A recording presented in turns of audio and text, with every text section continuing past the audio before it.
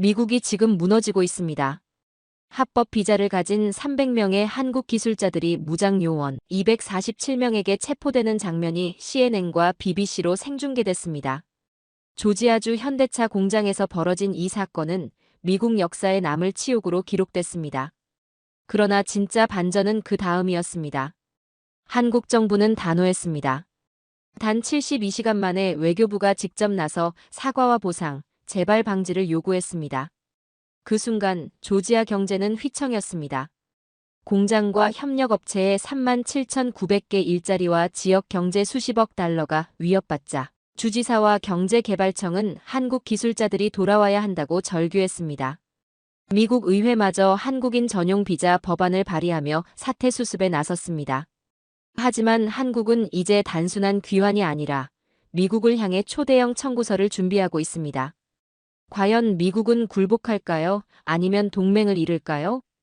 본 내용 시작 전 여러분의 좋아요와 구독은 영상 제작에 정말 큰 힘이 됩니다. 안녕하세요. 저는 윌리엄 하트입니다. MIT에서 경제학 박사학위를 받고 현재 워싱턴 DC 소재 브루킹스 연구소에서 선임 연구원으로 일하고 있어요. 주로 미국의 노동 이민 정책과 경제 효과를 분석하는 것이 제 전문 분야죠. 국토안보부와 상무부의 정책 자문위원도 맡고 있습니다. 그런 제가 2025년 9월 4일 목요일 아침 조지아주 서베너에 있는 한 제조업 공장 앞에 서 있었어요. 평소와 다름없는 출장이었죠. 새로운 이민 정책의 현장 효과를 조사하러 온 것이었습니다. 오전 9시 30분경이었습니다. 공장 주차장에 검은색 버스 여러 대가 일렬로 서 있는 것을 봤어요. 뭔가 이상했죠. 평범한 출근 시간인데 왜 저런 버스들이 있을까 싶었습니다. 그때 공장 건물에서 사람들이 줄지어 나오기 시작했어요. 모두 같은 색깔의 작업복을 입고 있었죠. 하지만 뭔가 달랐습니다. 그들의 걸음걸이가 너무 조심스러웠고 표정도 굳어 있었어요. 갑자기 제복을 입은 단속관들이 나타났습니다. 모두 무릎을 꿇으세요. 큰 소리가 울려 퍼졌죠. 그 순간 저는 이것이 단순한 일상이 아니라는 것을 깨달았어요. 300명에 가까운 사람들이 일제히 무릎을 꿇는 광경을 목격했습니다. 쇳소리가 날카롭게 울려 퍼지기 시작했어요. 수갑소리였죠. 그 소리가 하나, 둘, 셋. 끊임없이 이어졌습니다. 그런데 그 순간 제 시야에 익숙한 얼굴이 들어왔어요. 믿을 수 없었죠.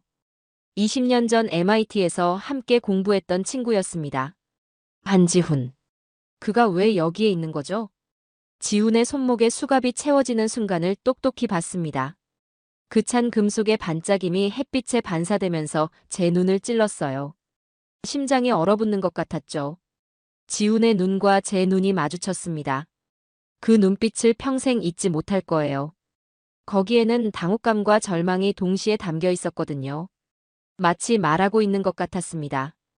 윌리엄, 나는 기술자인데 왜 이런 일이 벌어지는 거야? CNN과 BBC 카메라들이 이 모든 광경을 생중계하고 있었어요. 기자들의 플래시가 터질 때마다 지훈의 얼굴이 더욱 창백해 보였습니다. 저는 그저 멍하니 서 있을 수밖에 없었죠. 지훈이 다른 사람들과 함께 버스에 오르는 모습을 지켜봤습니다. 그가 버스 창문 너머로 저를 바라보는 순간 저는 깨달았어요. 지금 제 눈앞에서 벌어지고 있는 일이 단순한 법 집행이 아니라는 것을 말입니다. 이 순간부터 모든 것이 달라졌습니다. 경제학자로서 제가 알고 있던 모든 이론과 정책이 흔들리기 시작했어요. 그리고 곧 깨닫게 될 거였죠. 이 사건이 미국 경제에 어떤 파장을 일으킬지를요. 72시간이 지났습니다. 채머스 카운티 구치소에서 나온 첫 번째 증언이 제 귀에 들어왔어요. 전화를 받는 순간 손이 떨렸죠. 박사님, 이건 말이 안 됩니다. 구치소 변호사 마크 톰슨의 목소리였어요.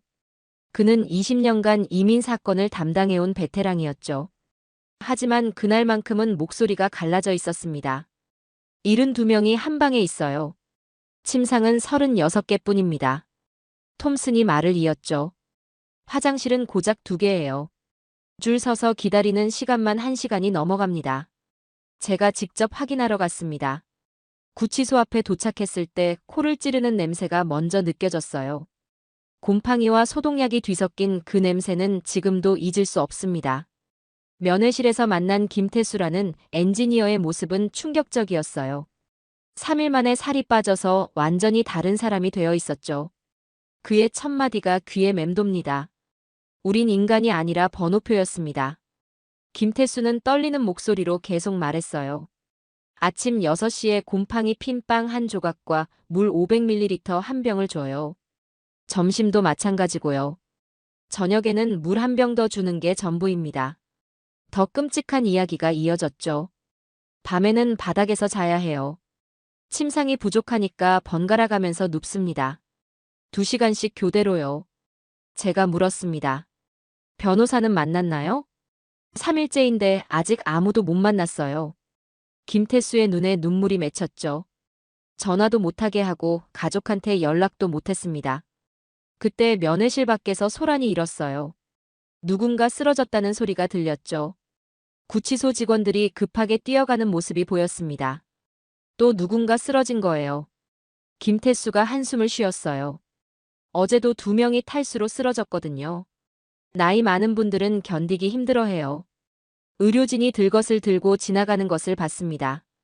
들것 위에 누운 사람의 얼굴이 하얗게 질려 있었어요. 60대로 보이는 한국인이었죠. 이 박사님이에요. 김태수가 걱정스럽게 말했습니다. 반도체 설계 전문가거든요. 고혈압 약을 못 먹어서 계속 아파하고 있었어요. 제 가슴이 무너져 내렸습니다. 이 박사라는 분은 아마 한국에서 몇 안 되는 최고 수준의 기술자일 거예요. 그런 분이 지금 이런 곳에서 쓰러져 가고 있다니요. 우리가 뭘 잘못했는지 모르겠어요. 김태수의 목소리가 더욱 떨렸죠. 비자도 제대로 있었고 세금도 다 냈는데 왜 이런 취급을 받아야 하나요? 면회 시간이 끝나고 나올 때까지 김태수의 마지막 말이 머릿속에서 떠나지 않았어요. 박사님, 이 이야기를 꼭 세상에 알려주세요. 우리는 범죄자가 아니에요. 구치소를 나서면서 저는 깨달았습니다. 지금 이곳에서 벌어지고 있는 일이 단순한 구금이 아니라는 것을요. 이것은 인권 침해였고 동시에 미국이 스스로 무덤을 파는 일이기도 했습니다. 그날 밤 호텔에서 보고서를 쓰면서 손이 계속 떨렸어요. 이 사실들을 워싱턴에 어떻게 보고해야 할지 고민이 됐죠. 하지만 한 가지는 확실했습니다. 이 상황이 계속된다면 결국 미국이 더 큰 대가를 치르게 될 거라는 것 말입니다. 9월 7일 토요일 오후 2시 30분 서울 종로구 외교부 청사에서 긴급 기자회견이 열렸습니다. 제가 워싱턴에서 라이브로 지켜본 그 순간은 한미 관계사의 새로운 전환점이 될 것 같았어요. 스크린 속 김서연 외교관의 단호한 표정이 먼저 눈에 들어왔죠. 대한민국 정부는 조지아주에서 발생한 한국인 기술자들에 대한 인권 침해 사건을 심각하게 받아들입니다. 김서연의 첫 마디가 시작되자마자 기자회견장이 조용해졌어요. 제 휴대폰이 연달아 울렸습니다. 워싱턴의 동료들, 국토안보부 관계자들, 그리고 의회 스태프들까지 모두 같은 질문을 던지고 있었죠. 하트 박사, 이게 정말 심각한 건가요? 김서연이 계속 말했습니다. 72명이 한 방에 수용되고 화장실 2개를 나눴으며 하루 물 1리터로 연명해야 하는 상황. 이는 명백한 인권 침해입니다. 그녀의 목소리에는 분노가 섞여 있었어요. 20년간 외교관으로 일해온 사람의 차분함을 뛰어넘는 감정이 느껴졌죠. 이것은 단순한 실수가 아니라 조직적 인권 침해입니다. 기자회견장에서 질문이 쏟아졌습니다. 정부 차원의 대응 방안은 무엇인가요? 김서연의 대답이 폭탄 선언이었어요. 국제사법재판소 제소를 적극 검토하고 있습니다. 동시에 유엔 인권이사회에 정식 안건으로 상정할 예정입니다. 제 심장이 빨라졌습니다. 국제법정 제소라니 이는 한미동맹에 균열을 가할 수 있는 초강수였어요. 김서연은 멈추지 않았죠. 미국 정부가 적절한 사과와 재발 방지 대책을 제시하지 않는다면 모든 법적 수단을 동원할 것입니다. 그녀의 말이 끝나자 기자들의 플래시가 터져나왔어요. BBC는 이 소식을 톱뉴스로 내보냈습니다. 한국, 미국을 국제법정에 고발 검토. 뉴욕타임스도 마찬가지였죠. 한미관계 최대 위기, 한국 정부 강경 대응. 제 이메일함이 폭주하기 시작했어요. 브루킹스 연구소 동료들은 긴급 화상회의를 소집했고 국토안보부에서는 상황 보고를 요구했습니다. 모두가 같은 질문을 하고 있었어요. 이 사태를 어떻게 수습할 것인가? 김서연은 기자회견을 마치며 마지막 메시지를 전했습니다. 우리는 미국과의 우정을 소중히 여깁니다. 하지만 우리 국민의 인권은 그보다 더 소중합니다. 저녁 뉴스 시간 CNN에서는 이 사건을 30분 특집으로 다뤘어요. 앵커가 말했습니다. 한국 정부의 이번 발표는 트럼프 행정부의 강경 이민 정책에 대한 정면 도전으로 해석됩니다. 워싱턴 DC의 분위기도 급변했어요. 평소 한국 문제에 관심 없던 정치인들까지 이 사안에 주목하기 시작했죠. 한 공화당 의원은 동맹국을 이런 식으로 대하면 안 된다며 정부를 비판했습니다. 그날 밤 지훈에게서 메시지가 왔어요. 윌리엄, 드디어 우리나라가 움직이기 시작했구나. 이제 미국이 어떻게 나올지 지켜보자. 저는 깨달았습니다. 9월 4일 조지아 공장에서 시작된 이 사건이 이제 외교 문제로 번지고 있다는 것을요. 그리고 미국이 곧 매우 어려운 선택의 기로에 서게 될 거라는 것도 말입니다. 9월 10일 화요일 오전, 저는 다시 조지아주 애틀랜타에 있었습니다. 이번에는 정부 차원의 긴급 상황 점검을 위해서였어요. 조지아 경제개발청 건물에 들어서는 순간 긴장감이 느껴졌죠. 로버트 톨리슨 경제개발청장의 사무실 문이 열렸습니다. 평소 온화했던 그의 얼굴이 완전히 굳어 있었어요. 하트 박사, 이 상황이 계속되면 조지아 경제가 무너집니다. 톨리슨이 책상 위 서류들을 가리켰습니다. 지난 6일간 들어온 보고서만 해도 이 정도예요. 수십 개의 파일이 쌓여 있었죠. 모두 한국 기술자들의 부재로 인한 피해 신고서들이었어요. 현대차 조지아 공장에서 연락이 왔습니다. 톨리슨의 목소리가 떨렸어요. 핵심 기술진 47명이 구금되면서 생산 라인 3개가 완전히 멈췄다고 해요. 하루 손실만 240만 달러입니다. 제가 놀라서 물었습니다. 그 정도로 심각한가요? 이건 시작에 불과해요. 톨리슨이 다른 보고서를 펼쳤죠. SK 이노베이션 배터리 공장도 마찬가지예요. 품질 관리 전문가 23명이 없어지니까 전체 생산량이 60% 줄었습니다. 사무실 밖에서 전화벨이 계속 울렸어요. 직원들이 분주하게 뛰어다니는 소리가 들렸죠. 저 전화들이 다 뭔지 아세요? 톨리슨이 한숨을 쉬었습니다. 투자 취소 통보예요. 그때 브라이언 캠프 주지사가 사무실로 들어왔습니다. 평소 자신만만했던 그의 모습과는 전혀 달랐어요. 얼굴이 잿빛으로 변해 있었죠. 하트 박사, 상황이 심각합니다. 캠프 주지사가 바로 본론을 꺼냈어요. 삼성전자에서 방금 통보해 왔어요. 신규 투자 27억 달러를 전면 재검토한다고 합니다. 제 머리가 하얗게 변하는 느낌이었어요. 27억 달러면 조지아주 경제에 엄청난 타격이죠. 이유가 뭐라고 하던가요? 한국 기술자들의 안전이 보장되지 않는다는 겁니다. 캠프 주지사의 목소리에 절망이 섞여 있었어요. 이런 식으로 다루면 누가 투자하겠어요? 톨리슨이 추가 자료를 보여줬습니다. 조지아 상공회의소에서도 보고서를 올렸어요. 한국계 기업들의 직접 고용만 37,900명입니다. 연간 경제 효과는 46억 달러예요. 숫자를 듣는 순간 숨이 막혔습니다. 37,900개의 일자리가 위험에 처한 거였어요. 그 가족들까지 생각하면 10만 명이 넘는 사람들의 생계가 걸린 문제였죠. 한국인 없이는 프로젝트 완공도 일자리도 없습니다. 캠프 주지사가 단호하게 말했어요. 우리는 연방정부의 비자 제도 전면 개편을 요구할 겁니다. 오후 3시 조지아 상공회의소에서 긴급 기자회견이 열렸습니다. 찰스 클락 회장이 단상에 올라섰어요. 30년간 조지아 경제계를 이끌어온 그의 표정이 처참했죠. 그들이 돌아와야 합니다. 클락 회장의 첫 마디였어요. 한국 기술자들 없이는 우리가 아무것도 할 수 없어요. 기자들이 질문을 쏟아냈습니다. 구체적으로 어떤 피해가 있나요? 포드 자동차 슈퍼 트럭 프로젝트가 중단됐어요. 클락 회장이 답했죠. 리비안 전기차 생산 라인도 마찬가지고요. 한국 엔지니어들이 핵심 기술을 담당하고 있었거든요. 더 충격적인 사실이 이어졌어요. 애플 데이터 센터 건설도 멈췄습니다. 반도체 설계 전문가 12명이 구금되면서 전체 프로젝트가 지연되고 있어요. 저는 그제서야 깨달았습니다. 9월 4일 한국인 300명을 구금한 것이 단순한 이민 단속이 아니라는 것을요. 조지아주 전체 경제의 심장을 멈춘 일이었던 거죠. 기자회견이 끝나고 클락 회장이 저에게 다가왔어요. 박사님, 워싱턴에 꼭 전해주세요. 이 상태가 일주일만 더 지속되면 조지아 경제는 돌이킬 수 없는 타격을 받을 거라고요. 그날 밤 호텔에서 워싱턴으로 보고서를 보내면서 손이 떨렸습니다. 이제 상황의 심각성을 알겠어요. 미국이 한국 기술자들을 구금한 순간 스스로 경제적 자살을 시작한 거였습니다. 5장. 증언의 불길. 9월 13일 금요일 오후 4시 27분 인천국제공항 입국장에서 지훈을 다시 만났습니다. 6일 만에 완전히 다른 사람이 되어 있었어요. 체중이 5kg은 빠져 보였고 눈가에는 깊은 그림자가 드리워져 있었죠.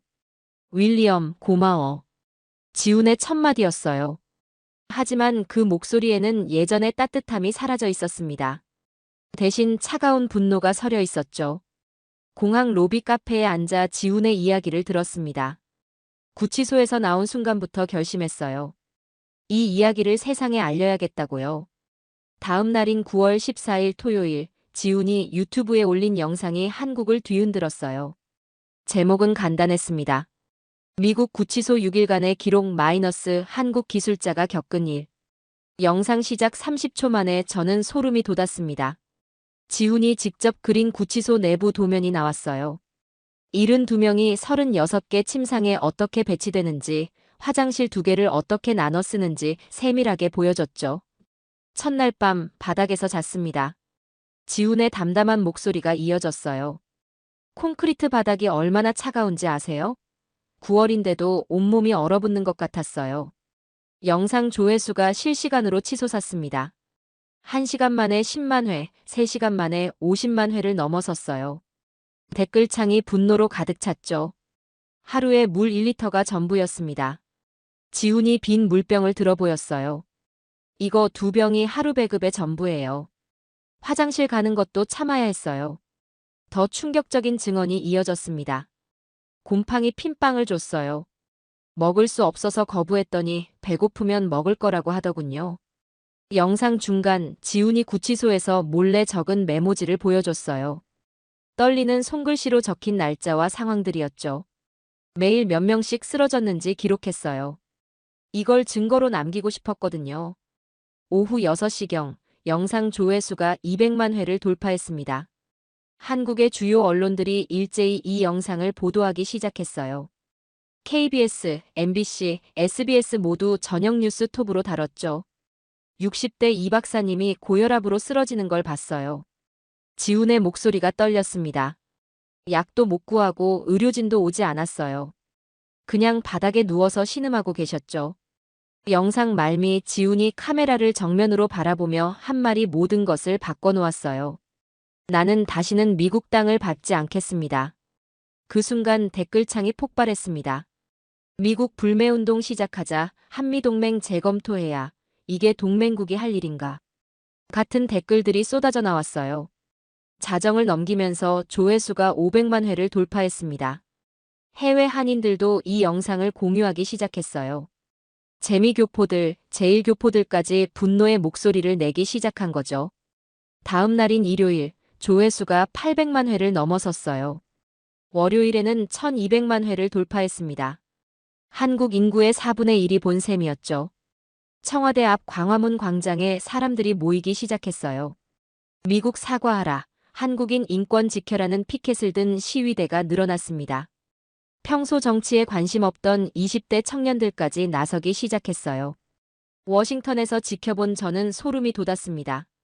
지훈 한 사람의 증언이 6천만 한국인의 분노를 불러일으킨 거였어요. 그리고 이 분노가 이제 미국을 향해 돌진하고 있었습니다. 그날 밤 지훈에게서 메시지가 왔어요. 윌리엄, 이제 시작이야. 미국이 우리를 어떻게 생각하는지 똑똑히 보여줄 거야. 저는 깨달았습니다. 9월 4일 시작된 이 사건이 이제 한국 전체를 움직이기 시작했다는 것을요. 그리고 곧 미국도 이 거대한 분노의 파도 앞에서 선택을 해야 할 때가 올 거라는 것도 말입니다. 9월 16일 수요일 오전 10시 30분 37,900개의 일자리가 동시에 위험에 처했습니다. 연간 46억 달러 규모의 경제 효과가 하루아침에 증발할 위기에 놓인 거였어요. 애틀랜타 상공회의소 비상회의실에서 들려오는 전화벨 소리가 마치 경보음처럼 느껴졌죠. 찰스 클락 회장의 얼굴에는 30년 경제계 인생에서 본 적 없는 절망이 드리워져 있었습니다. 하트 박사, 이건 더 이상 조지아만의 문제가 아니에요. 클락 회장이 두꺼운 보고서를 제 앞에 놓았어요. 표지에는 빨간 글씨로 긴급이라고 적혀 있었죠. 보고서를 펼치는 순간 숨이 막혔습니다. 첫 페이지부터 충격적인 숫자들이 나열되어 있었어요. 현대차 조지아 공장 1일 손실 480만 달러, SK 이노베이션 배터리 공장. 생산 중단 3일째, 리비안 전기차 납품 지연 확정. 이게 다가 아닙니다. 클락 회장의 목소리가 떨렸어요. 포드에서 연락이 왔어요. 슈퍼트럭 프로젝트 전면 중단한다고 합니다. 한국 엔지니어 없이는 진행이 불가능하다는 거예요. 제가 놀라서 물었습니다. 슈퍼트럭 프로젝트요? 12억 달러 규모예요. 클락 회장이 한숨을 쉬었죠. 직접 고용 3,200명, 간접 고용까지 합치면 8,000명이 일자리를 잃게 됩니다. 사무실 밖에서 직원들이 뛰어다니는 소리가 들렸어요. 모두 투자 취소 통보를 받고 있는 중이었죠. 1시간마다 새로운 악재가 들어와요. 클락 회장이 피곤한 표정으로 말했습니다. 오후 1시 상황은 더욱 악화됐어요. 삼성전자에서 공식 발표를 했습니다. 조지아 반도체 공장 신규 투자 27억 달러 전면 보류. 그 순간 클락 회장의 휴대폰이 울렸죠. 네, 캠프 주지사님. 클락 회장이 전화를 받았어요. 통화 내용이 들릴 정도로 큰 목소리였습니다. LG화학도 마찬가지래요. 배터리 공장 증설 계획을 전면 재검토한다고 해요. 전화를 끊은 클락 회장이 저를 바라봤습니다. 박사님, 이제 정말 끝장이에요. 한국 기업들이 하나둘씩 발을 빼고 있어요. 오후 3시 애틀랜타 경제 전문 방송국에서 클락 회장 인터뷰가 생중계됐어요. 앵커가 질문했습니다. 현재 상황을 어떻게 평가하십니까? 비자 개편 없이는 미국 노동자들이 피해를 봅니다. 클락 회장의 답변이었어요. 한국 기술자들이 떠나면 우리가 할 수 있는 일이 아무것도 없어요. 더 충격적인 발언이 이어졌습니다. 한국 기술자가 없으면 우리는 아무것도 모릅니다. 30년간 조지아 경제를 이끌어온 그가 공개적으로 무력감을 드러낸 순간이었어요. 인터뷰 중간 긴급 속보가 나왔습니다. 애플 데이터 센터 건설 중단, 아마존 물류센터 확장 계획 연기. 모두 한국 기술자들의 부재 때문이었죠. 오후 5시 제가 직접 현대차 조지아 공장을 방문했어요. 평소 24시간 돌아가던 생산 라인이 조용히 멈춰 있었습니다. 기계들만 덩그러니 서 있는 모습이 을씨년스러웠어요. 공장장 마이클 존스가 저를 맞았습니다. 박사님, 이 정도일 줄 몰랐어요. 핵심 기술진 47명이 없어지니까 전체가 마비됐어요. 생산 라인을 걸으면서 존스가 설명했어요. 저 로봇들 설정값을 아는 사람이 없어요. 품질 검사 기준도 불량품 판별법도 모르겠어요. 모든 게 한국 엔지니어들 머릿속에 있었거든요. 더 심각한 얘기가 나왔습니다. 미국 직원 1,800명이 사실상 놀고 있어요. 일할 게 없어요. 이 상태가 한 달만 지속되면 대량 해고를 검토해야 합니다. 저녁 7시 워싱턴으로 돌아가는 비행기 안에서 보고서를 정리했어요. 손이 떨렸습니다. 9월 4일 한국인 300명을 구금한 결과가 이렇게 참혹할 줄 몰랐거든요. 37,900개 일자리, 연간 46억 달러.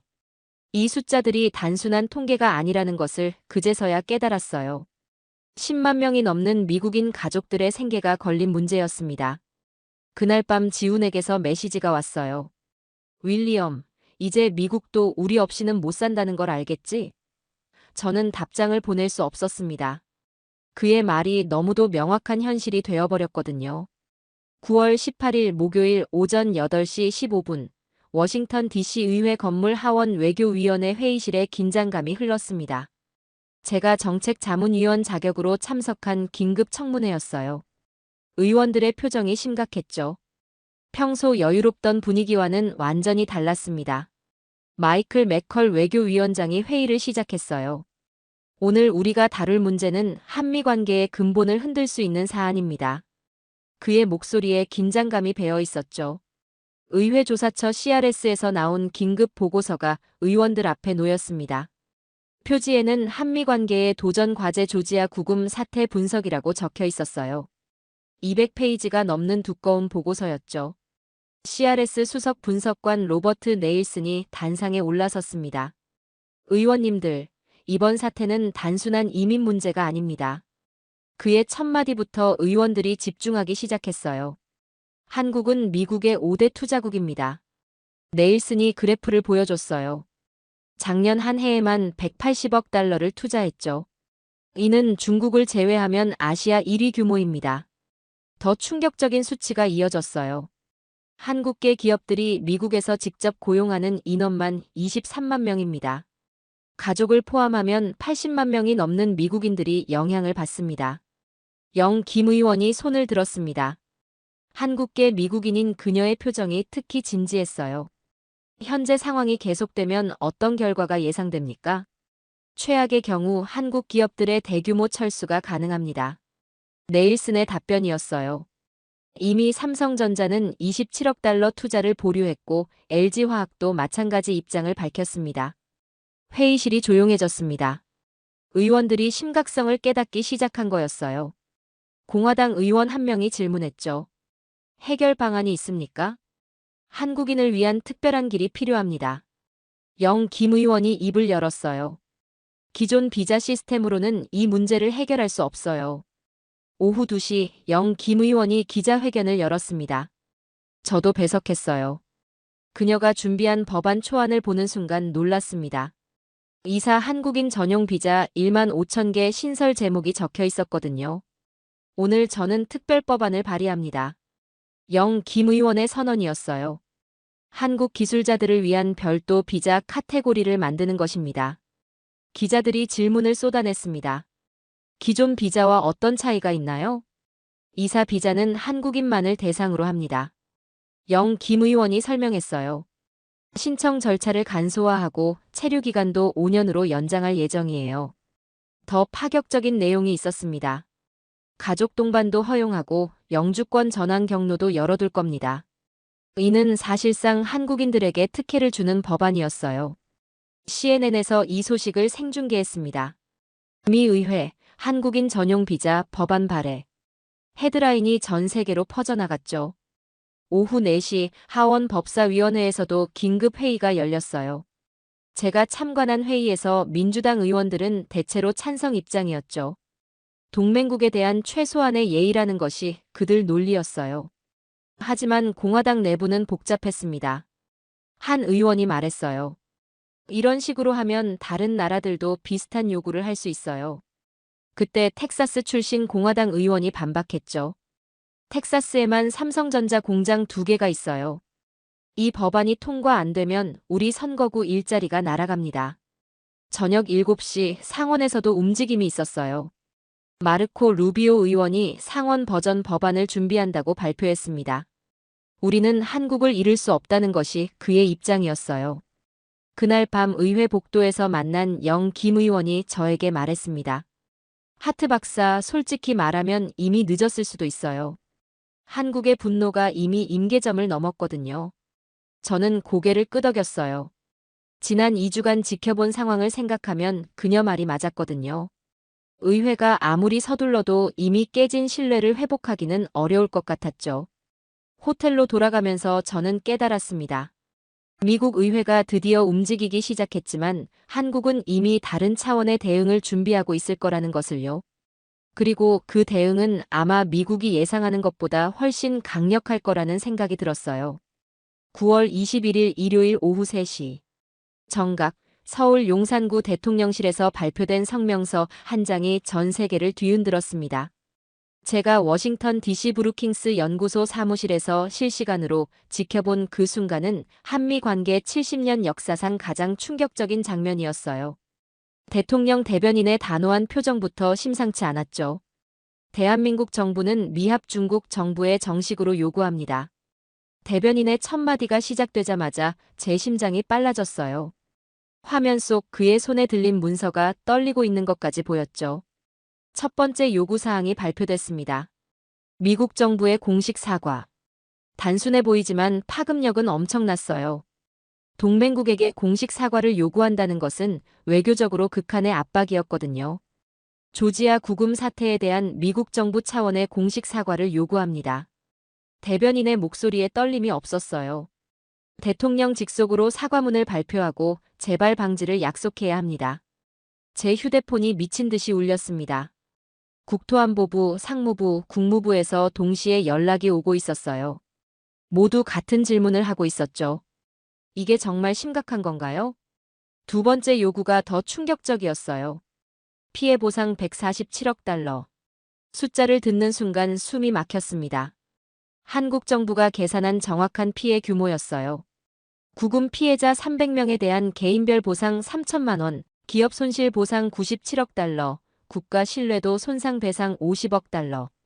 대변인이 항목별로 읽어내려가는 동안 저는 계산기를 두드렸어요. 정말 147억 달러가 나왔죠. CNN, BBC, 뉴욕타임스가 동시에 속보를 내보냈습니다. 한국, 미국의 147억 달러 배상 요구. 전 세계 언론이 이 소식을 톱뉴스로 다뤘어요. 세 번째 요구사항이 가장 핵심이었습니다. 재발방지 제도 개선. 이는 사실상 미국의 이민정책 전면 수정을 요구하는 것이었어요. 이포 한국인 전용 비자 2만 개의 신설, 한국 기술자 보호 법안 제정, 구금 시설 인권 기준 강화. 대변인이 읽어주는 요구사항들이 점점 구체적이고 강경해졌죠. 오후 4시 대변인이 마지막 메시지를 전했습니다. 말이 아니라 행동으로 갚아야 합니다. 그 한마디가 모든 것을 요약했어요. 한국이 이제 미국의 진정성을 행동으로 평가하겠다는 선언이었죠. 제 이메일함이 폭주했습니다. 브루킹스 연구소장부터 국무부 차관보까지 모두가 긴급 분석을 요구하고 있었어요. 하트 박사, 한국이 정말 이런 요구를 관철시킬 수 있나요? 저는 답을 알고 있었습니다. 지난 17일간 지켜본 상황을 생각해보면 한국은 충분히 가능했어요. 37,900개 일자리와 연간 46억 달러의 경제 효과를 무기로 들고 있었거든요. 오후 6시 워싱턴 포스트가 일면 톱으로 이 소식을 다뤘어요. 한국의 초대형 청구서, 미국 경제 인질극 시작. 헤드라인 자체가 상황의 심각성을 보여줬죠. 저녁 8시 백악관에서 비공식 브리핑이 있었습니다. 저도 정책자문위원 자격으로 참석했어요. 국가안보보좌관의 표정이 일그러져 있었죠. 이건 외교가 아니라 경제전쟁입니다. 한 참석자가 말했어요. 한국이 우리를 겨냥해서 경제적 압박을 가하고 있어요. 하지만 상무부 차관이 반박했습니다. 압박이라기보다는 우리가 먼저 건드린 거죠. 조지아 사태만 없었어도 이런 일은 없었을 거예요. 밤 10시 지훈에게서 메시지가 왔어요. 윌리엄, 드디어 우리 정부가 제대로 된 카드를 꺼내들었구나. 이제 미국이 어떻게 나올지 지켜보자. 저는 답장을 보냈습니다. 지훈아, 이번엔 정말 심각해. 한미 관계가 완전히 바뀔 수도 있어. 그게 목적이야. 지훈의 즉답이었어요. 우리를 함부로 대하면 이런 결과가 온다는 걸 보여주는 거지. 자정을 넘어서면서 전 세계 언론들이 일제히 헤드라인을 뽑았어요. 한국, 미국에 청구서 보낸다. 한미 동맹 최대 위기, 147억 달러 외교 폭탄. 그날 밤 잠을 이룰 수 없었습니다. 9월 4일 조지아 공장에서 지훈이 수갑에 묶여 끌려가는 장면에서 시작된 이 모든 일이 결국 미국과 한국 사이의 거대한 청구서로 끝나고 있었어요. 창밖을 바라보며 저는 깨달았습니다. 이제 공은 미국 쪽으로 넘어갔다는 것을요. 한국의 요구를 받아들일 것인가, 아니면 다른 방식으로 대응할 것인가. 그 선택에 따라 앞으로 한미 관계의 미래가 결정될 거였습니다. 하지만 한 가지는 확실했어요. 이번 사건으로 미국은 깨달았을 겁니다. 한국 없이는 정말 살아갈 수 없다는 것을 말입니다. 오늘의 이야기는 여기까지입니다. 한국과 미국 사이에 벌어진 이 엄청난 충격적인 일이 결국 어떤 방향으로 흘러갈지 아직은 다 모르지만 중요한 것이 무엇인지는 더욱 분명해졌습니다. 미국이 이 신뢰를 애써 지켜내려 하지 않는다면 우리 한국이 가진 경제적 자생력과 파급력은 결코 미국에 호의적으로 작용하지 않을 것이라는 것. 구독과 좋아요, 그리고 공유 버튼 눌러주시면 영상 제작에 큰 힘이 됩니다. 오늘도 함께 해주셔서 감사합니다. 지금 이 순간 도쿄 국제포럼에서 열리는 동아시아 고고학 대회에서 전 세계를 발칵 뒤집어 놓은 발표가 이루어졌습니다. 일본인의 뿌리를 추적했더니 결국 한국이었다는 충격적인 연구 결과가 나온 건데요. 벼농사와 철기, 온돌과 발효, 불교와 건축 양식까지 7가지 문화 DNA가 한반도에서 건너갔다는 사실이 드러난 겁니다. 더 놀라운 건 세계적 석학 제레드 다이아몬드가 이미 총, 균, 쇠에서 이렇게 적었다는 점입니다. 기원전 3세기 한반도 남부에서 건너간 야요이족이 일본인의 주류가 되었다. 하지만 이 사실을 마주한 일본인 학자의 가슴속에는 태평양 전쟁을 겪은 아버지가 남긴 우린 독자민족이다라는 신념이 깊게 새겨져 있었습니다. 학문적 발견과 가족의 기억이 충돌하는 순간, 과연 그는 어떤 선택을 했을까요? 그리고 지금의 일본인은 정말 한국인의 또 다른 얼굴일까요? 안녕하세요. 저는 다케루 이시가미입니다. 도쿄대학교 고고학과 교수로 47년을 살아왔습니다. 아버지는 태평양 전쟁을 겪으신 분이었죠. 어릴 적부터 들었던 말이 있었어요. 다케루야, 일본은 위대한 독자 민족이다. 절대 잊으면 안 된다. 그런 제가 이 충격적인 진실과 마주하게 된 건 순전히 우연이었습니다. 2021년 봄 큐슈 후쿠오카현에서 신칸센 공사 중 야요이 시대 대규모 유적이 발견되었어요. 문화청에서 긴급 발굴 조사단을 꾸렸고 저도 책임자 중 한 명으로 참여하게 되었습니다. 처음엔 단순한 발굴 조사였어요. 하지만 땅속 3m 지점에서 나온 유물들을 보는 순간 뭔가 이상했습니다. 지성묘의 구조가 일반적인 일본 고분과 달랐거든요. 무덤 안에서 나온 토기의 문양도 낯설었어요. 이상하군요. 이런 양식은 처음 보는데. 동료 고고학자 사토 교수가 중얼거렸습니다. 저도 40년간 일본 고고학을 연구했지만 이런 형태는 본 적이 없었어요. 그때 국제공동연구진이 참여하게 되었습니다. 한국에서 온 김도현 박사가 현장을 둘러보더니 깜짝 놀라는 표정을 지었어요. 이건 한반도 송국리 문화의 지성묘와 완전히 동일한 구조네요. 제 심장이 쿵 내려앉았습니다. 뭐라고 하셨죠? 이 무덤 양식, 토기 문양, 부장품 배치까지 모두 기원전 1세기경 한반도 남부 지역에서 발견되는 것과 일치합니다. 그 순간부터 모든 게 달라졌어요. 단순한 발굴 조사가 아니라 일본인의 기원을 추적하는 거대한 프로젝트가 시작된 거였습니다. 더 충격적인 건 그 다음이었어요. 유적에서 발견된 인골 47구를 도쿄대 유전학 연구소로 보내 DNA 분석을 의뢰했습니다. 3개월 후 나온 결과를 보는 순간 제 손이 떨렸어요. 야요이인의 유전체가 현대 한국인과 가장 유사하다. 보고서를 읽고 또 읽었습니다. 믿을 수 없었거든요. 아버지가 평생 가르쳐주신 일본 독자 민족론과 정면으로 충돌하는 결과였어요. 하지만 학자로서 외면할 수는 없었습니다. 김도현 박사와 함께 한반도 각지를 답사하며 비교 연구를 시작했어요. 전라남도 나주, 경상남도 창원, 충청남도 서산. 어디를 가든 큐슈에서 발견한 유물들과 동일한 문화층이 발견되었습니다. 더 놀라운 건 고고학적 증거들이었어요.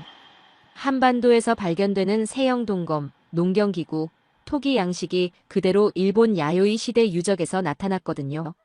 심지어 제작 기법까지 동일했습니다. 그날 밤 호텔에서 김 박사와 대화했어요.